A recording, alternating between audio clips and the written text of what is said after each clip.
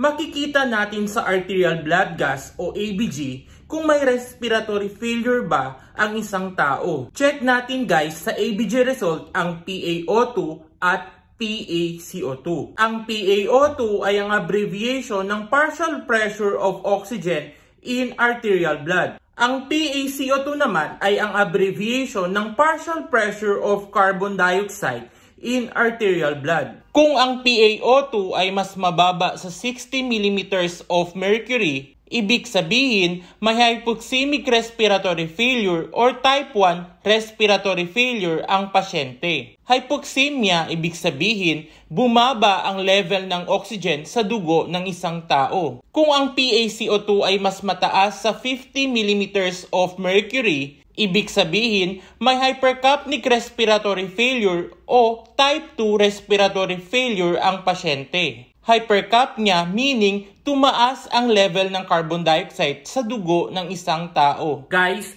kung hindi kaya ng oxygen therapy na makorek ang respiratory failure ng pasyente, it's time na lagyan natin siya sa mechanical ventilation. Lalo na kung parehong may hypoxemic and hypercapnic respiratory failure ang pasyente.